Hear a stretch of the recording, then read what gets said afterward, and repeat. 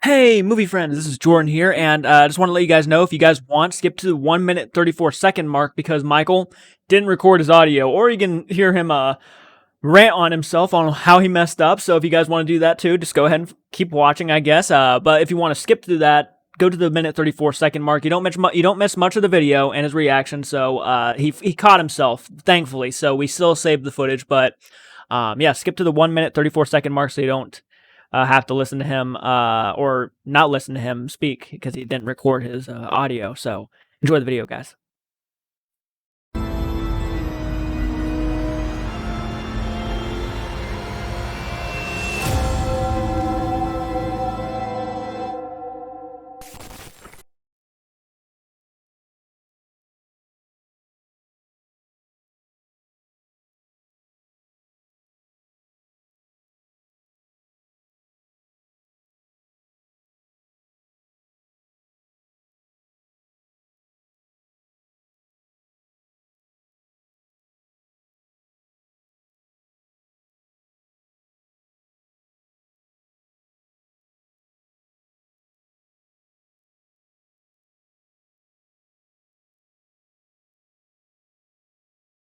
Every year, hundreds of people go missing under baffling conditions inside the woods of North America. I'm talking about people being right in front of someone and then in a second they're gone and they're never found again. Or somebody goes missing and then they're found again, but in a location that's impossible to get to. One former police detective named David Paulides has investigated thousands of these strange disappearances, and he documents what he finds in his incredible book series called Missing 411. Today, we're going to look at 3 of his cases that even amongst strange disappearances, these stand out as particularly bizarre. But before we get into today's stories, if you're a fan of the strange, dark, and mysterious delivered in story format, then you've come to the right channel because that's all we do and we upload 3, 4, even 5 times every week. So if that's of interest to you, please offer to make the like button a hot pocket. Shit, but don't I'm not let it even stand in recording. the microwave for Shit, 2 minutes. I wasn't Instead, recording serve any it of to my them voice. immediately, Well, so that when they welcome to bite the into back it, to the they are channel, met with the guys. tongue-scalding cheese I'm just lava gonna talk flow over within. him Also, please just a little subscribe bit. to our channel and turn But, on all notifications so you Hi, don't miss we're any going to of be our weekly reacting to uploads. Mr. All right, let's Ballen, get top into 3 today's impossible stories. places people were found missing. But what I was going to say, fuck my life. I can't do one thing right. Yesterday, I played the video on the played the sound on the desktop. In the evening and now hours of today, January 12th, can't even remember to turn on my 18-year-old fucking Dylan mic. Parker was attending a party in his hometown of Osborne, Idaho. Towards the end of the night, Dylan decided he wanted to leave the party, but it was snowing and cold outside, so he called his mom. That's and he never a asked her smart if she would idea, come by the pick him way. up at the gas station just down the road from the house he was at. His mother would say it was obvious Dylan had been drinking because he was slurring his words, but at the time, even though she was upset about it because he was underage, she thought, you know what, it's cold, it's snowing, I just want to get my kid home safe and we'll deal with this tomorrow. So she agreed to pick him up. She hopped in the car and began driving to this gas station, and as she's driving, she gets another call from her son. This time, he sounds totally panicked and scared, and he's asking his mom, you know, where are you? Where are you, Mom? And she's telling him, I'm going to be there in a minute. I'm just down the road. Calm down. I'll be there in a minute.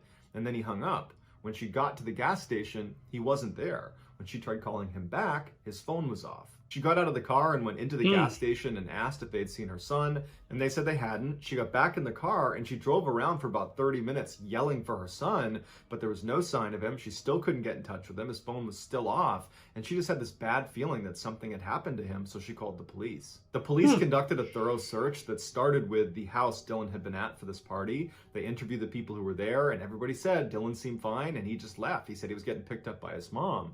But as they looked around town, they just could not find any sign of him. 10 days later, Dylan's body was found in an area nobody was searching. In fact, he was found by accident by 2 people that crashed their ATVs in the middle of the night and then went back in the daytime the next day to retrieve their ATVs, and that's when they found Dylan's body. He was located outside of town, high up a hill in a dense forest, which in order to get there, he would have had to walk the opposite direction of the gas station. Now, toxicology reports showed Dylan had been under the influence of alcohol, but this was his obviously he was hometown. at a He party, certainly so knew where the gas station was, and he would have known he was walking in the complete wrong direction, especially when you consider walking towards the gas station was like walking towards the center of town. There was lots of lights, lots of indication you're going in the right direction. To walk in the other direction towards that hill where he was found would have been like walking towards darkness, where there's no lights, there's no sign of town. It's obviously the wrong direction. But the case gets even stranger because on the day Dylan went missing, there was a lot of snow on the ground, which meant people would have made tracks. And from the time Dylan went missing until he was found, it didn't snow and the temperature did not heat up enough to melt the snow. So in theory, any tracks Dylan would have made, they would still be there when he was found. But where Dylan was found, there were no tracks anywhere near him. No footprints, no tire tracks, nothing. It was as if someone had dropped him out of the sky. Another strange element of this case is Dylan was found without pants and without boots on. And so you would think for him to make it all the way up to this spot on the hillside through kind of rough, rocky, snowy terrain through a forest, that you would expect his socks to be totally ruined and his feet to potentially be cut up.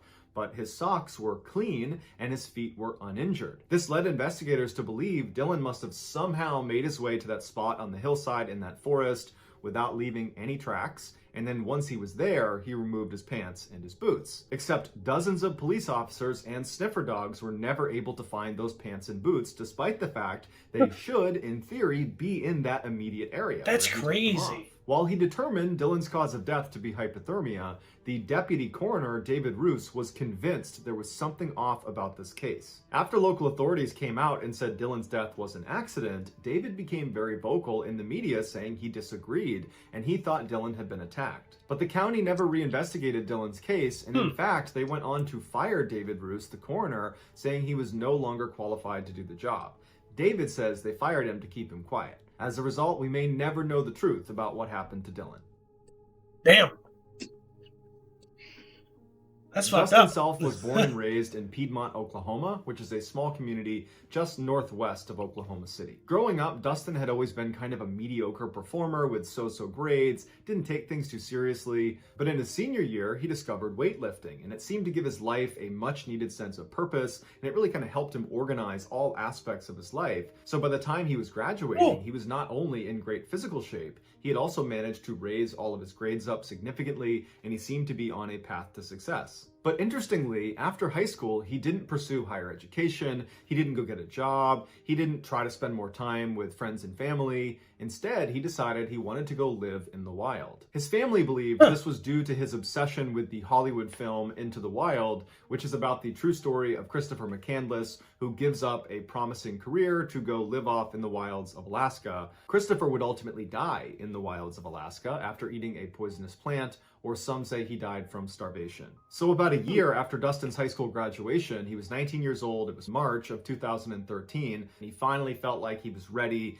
to go live out this dream of living in the wild. And so he told his family he was going to go on this cross-country road trip, stopping at different points along the way, living out in the woods. His family knew he was really fixated on this and couldn't talk him out of it, and so they ultimately accepted it and said, just be really careful. So in early March, Dustin heads out on this road trip, and nobody hears from him until March 15th, when he calls his parents and says, I'm in this tiny town called Fields, Oregon, and I'm at a gas station. Everything's going great, nothing to worry about. The very next day, Dustin called his ex-girlfriend and told her he was lost on a mountain.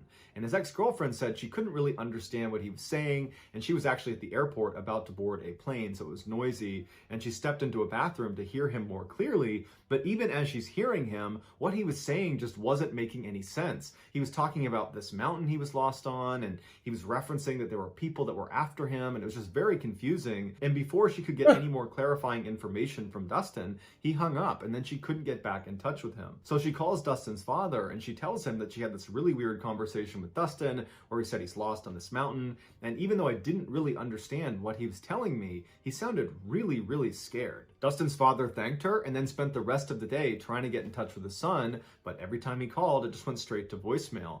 The next day, when he still hadn't heard from his son, he called the police. The police did not have a great idea of where to start looking for him because Dustin did not specify to his ex-girlfriend what mountain he was actually lost on. All they had was his last known location. Yeah, see, now that, So they went to that gas station and he wasn't there, and they asked the people that were there. That makes it difficult for people to find someone. They didn't, and no one knew anything about him. Obviously. And so after that, they just had to wait for more leads to come in because they couldn't just, search all the mountains in Oregon for Dustin. They would never find him. A month later, after no one's heard from Dustin, a ranch hand who was living in a very rural section of Oregon, not far from the gas station in Fields, Oregon, discovered Dustin's truck parked precariously on the edge of this road inside of a canyon. It was abandoned, but inside were Dustin's GPS, some food, and some energy drinks. His backpack that contained his sleeping bag and his tent were missing. There was a comprehensive search done around where the truck had been found, but after a couple of days, nothing had been found and the search was terminated. The area around where Dustin's truck was found was very hilly and rocky, but there weren't that many trees, which meant if you were standing on one of the different mountains in the area, you'd be able to very easily look out and actually see a road. And so the searchers were thinking to themselves, how could this guy have gotten lost on any of these mountains? Because all he'd have to do is look over there and there's a road and therefore there's help. 6 months later, a hunter was up in those mountains near where Dustin's truck was found, and he was actually moving through one of these small sections of aspen trees. And as he was walking through, he thought he saw a deer, and he was kind of stalking through these trees, and he gets to an opening where he looks down and he stops, because underneath the bush is an obviously dead man not wearing any clothes, who's on his hands and knees, and it looks like his head is stuck in the ground. When the hunter walks over to get a better look, it looks like this guy must have pushed his head into a hole in the ground before he succumbed to whatever killed him. The hunter leaves and tells police. Police show up, they search the area, and they find a jacket nearby, inside of which is a wallet that contains Dustin's ID cards, as well as Dustin's car keys. The body was Dustin's. Dustin was located 9 miles away from where his truck had been parked on that road, and nowhere in the area did they find a campsite. They actually never found his backpack that contained the tent or the sleeping bag, so they think he never set up camp, but they don't know where his supplies went. After Dustin's family found out what happened to him, his father would say, I just don't understand why he didn't seek shelter in his vehicle. It was parked on the road, he wasn't that far away. Heck, he could have run those 9 miles. He was in great physical shape, and in theory, he would have known where he parked it, or if he didn't, he could have just walked to the edge of the mountain and looked out and seen the road it was parked on. So the family just couldn't understand his decision making. Investigators would say there was no indication Dustin was trying to hurt himself and foul play was ruled out. So what was it that caused Dustin to abandon his car and walk 9 miles uphill and ditch his clothes and ditch his backpack that contained his tent and his sleeping bag and then stick his head in a hole until he died? The only thing that could be determined was that Dustin probably died of hypothermia, but because of the state his body was in from decomposition, the coroner said we don't know for sure. So like all the other missing 411 cases, we're left with lots of questions and not a lot of answers. By the way, having headphone In issues. 2010, I Jan hear, McAfee but now was living here's with her husband better. Bruce in a town called Lima, These suck, by the Ohio, way. which is approximately 80 miles southwest of Lake Erie. Oh. While Jan had built a successful career as a booking agent for musicians, bands, and entertainers, her real passion was deer hunting. So on September 29th of that year, right after deer hunting season had opened in Ohio, Jan decided to go out on a hunt. That morning had been cold and damp and gray, but by that afternoon, when Jan was getting ready to go, the temperatures had risen and the sun had come out. Jan's preferred method of hunting was to sit and watch from a tree stand, which is a ladder that you put in the woods that sits about 15 feet high. A lot of She would hunters sit up around there where with I a bow live and do arrow that kind and of wait thing. to take a shot when a deer came by. Around 5 p.m. that day, she told Bruce she was leaving, and she made it to her tree stand by about 5:30. The forest she was going to be hunting in was one she was very familiar with, and it was not very remote. There were a couple houses just outside the woods, there were some agricultural areas, and her nephew actually went to high school just a mile north of these woods. But from the tree stand where she was sitting, all she could see around her was trees. Shortly after Jan sat down, she started texting with one of her friends on her BlackBerry. And periodically, she'd poke her head up and look for deer. There weren't any, and then she'd go back to texting. The whole time this is happening, Jan can hear birds and crickets and squirrels and all the sounds of the forest all around her. A little after 6 p.m., her texting conversation with her friend reached a natural conclusion, and so she went back to just kind of sitting in the tree stand looking around. By about 6:20 p.m., she still hadn't seen any deer, and she was starting to get bored, so she decided she would take a selfie. She picked up her BlackBerry, she took the selfie, and as soon as she was done, she became aware that the forest had suddenly gone completely quiet. No more squirrels, no more birds, no more crickets, just complete silence. And she knew as a hunter, the only time this happened was when a large predator was in the area and all the other animals went quiet. But Jan would later say there was just something different about this silence. It was so sudden and so complete that it scared her. And she wound up sending another text message to that friend she'd been texting earlier that said, the woods just went completely silent. Very odd. As soon as Jan hit send on that text message and lowered her phone, she immediately became aware of something about 20 feet away in the tree that was right across from her. And she said it was the most unusual and terrifying thing she had ever seen. moving left to right through the branches was this thing that she described as like a visual distortion. She said it was like looking across pavement on a really hot day and seeing that mirage, except this one looked like it was alive, like it had mass, like it was a see-through person that had been wrapped in saran wrap. And so Jan thinks it's a floater in her eyes, and so she rubs her eyes, and when she looks up, this thing has now moved down a branch closer to her and has stopped, like it's perched on the branch, staring at her, and Jan's horrified, but she knows she wants to document it, so she grabs her phone and she raises it up and she takes a picture on her BlackBerry right as this thing kind of disappears behind the tree and vanishes. Just seconds after this thing disappeared, all the sounds in the forest came back. The birds, the squirrels, the crickets, it was all back to normal. Oh, dude, that's Jan was creepy. really shaken up because she just could not make sense of what she just saw. So she just continued to stare in the general direction of where this thing was for several minutes until finally she felt like it was safe again, at which point she brought her phone up to look at the picture she had taken. When she looked at it, it looked like a blurry mess. And so she thought, oh, I blew it, I put my hand over it, or my hair got in the way of it, or something. But at the same time, she's thinking to herself, but my hair didn't get in the way of it. And I very clearly held it out in front of me and know that I was looking at my phone when I took it, and I had a clear shot of this thing. So I don't really understand how this photo got so messed up. But after looking at the picture for a little while, she started to kind of laugh at herself. You know, the idea that she'd just seen a saran wrap person running through the treetops. You know, she just felt like that didn't happen. It must have been in my head. And as for this picture, I probably just blocked the lens and that's it. That night, when Jan got back to her house, she did not tell her husband Bruce about what happened to her in the tree stand because, again, she's telling herself it was all in her head. They have dinner, they clean up, they sit down in the living room, and they're both on their phones, and they're just kind of scrolling through the internet and their emails. And at some point, Bruce reacts to something he's reading. He makes a sound. And Jan hears him and says, oh, what are you looking at? And he said, you know, I just got a really interesting email from our nephew, you know, the one that goes to school down the road. He said that today they were outside for band practice, and at some point, all of them turned to look at the forest, and there was a bright circular light that was kind of hovering in the forest.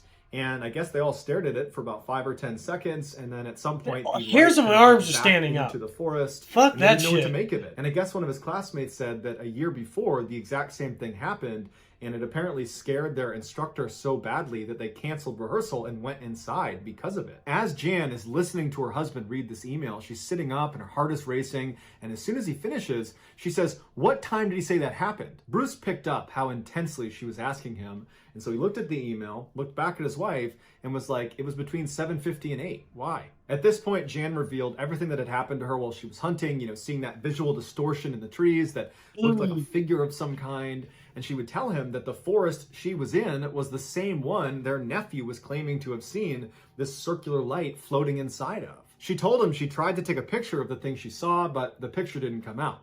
But her husband, who is an optical physicist and therefore an expert at analyzing a picture, said, here, let me take a look at it. As soon as he looked at the image, the first thing he asked her was, well, did your hair get in front of the lens?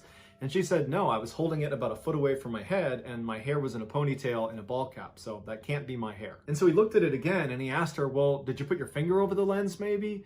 And she said, yeah, I might have. I don't think I did, but it's certainly possible. And so not really thinking much of this picture, he decides before giving the phone back to just check the resolution of the image, because whenever he would examine a picture, that was something he would do, and he discovered an anomaly. It turns out Jan's BlackBerry was only capable of taking pictures in 3 distinct resolutions. Basically, the size of the image could only come in small, medium, or large. And this picture she had taken of this thing she saw in the trees was a resolution size that was not small, medium, or large. It was some random size that the phone was actually not capable of producing.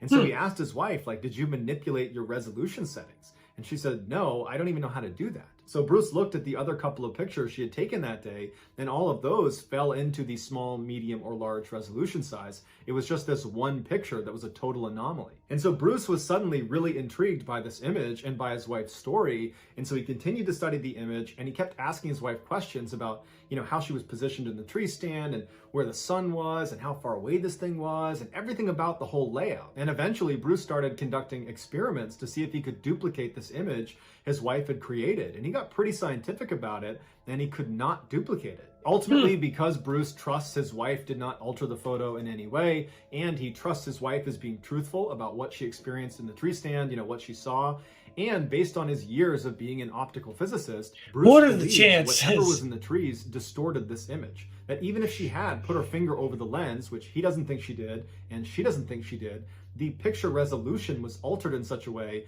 that something had to have an effect on it. There was a third-party effect on this picture. If you're interested in reading all of Bruce's scientific findings about this picture, I have included his write-up that he posted online in the sources below. So that's going to do it, guys. If you found the secret in today's episode, let us know in the comments what it is and where you found it. So give us the timestamp. And if you're the first to do that, we will pin you at the top of the comments section. If you enjoyed today's video and you haven't done this already, please offer to make the like button a hot pocket, but instead of letting it stand in the microwave for 2 minutes, serve it immediately so when they bite down, they're met with the tongue-scalding cheese lava flow within. Also, please subscribe to our channel and turn on... Okay, so that last one got me. I have gone hunting before, but I haven't experienced anything quite like that. So, I just gotta say, the other two sound like something that mystery, just like the last one. But the first two are definitely like missing people. And stuff like that you hear like go on all the time, like people disappear. But like what I was going to say at the beginning, before I realized that my microphone was giving me a run for my money, there's a bunch of like underground cave systems, all the way from like Ohio to like Kentucky and that kind of area, and a majority of the like missing persons thing, like where they've gotten reports of missing people. There we go. Those missing persons reports have happened in those kinds of areas, so that's kind of creepy. But anyway, sorry if I didn't react a whole lot. I couldn't find a whole lot to react to until the very last one. That one, whew, I can only imagine being up in my tree stand and then just everything being quiet. Because I hate that. I hate it when things are like dead quiet around me, especially out in the woods. And then just to see like a mirage, like he said, yeah, no. No. Homie, don't play that. But anyway, if y'all like this kind of content, go ahead and like and subscribe, because when you do that, it helps us out, and I know that you guys will enjoy it as well. Go ahead and check out our memberships and our Patreon. We've been trying to get more content to our patrons, so hopefully Jordan will be working more on that now that I'm able to record from home. So yeah, well, Jordan and I work on that. Yeah, we're working on that. So, but yeah, if you check out those, we'll greatly appreciate it, and I know you guys will too. And until next time, bye-bye.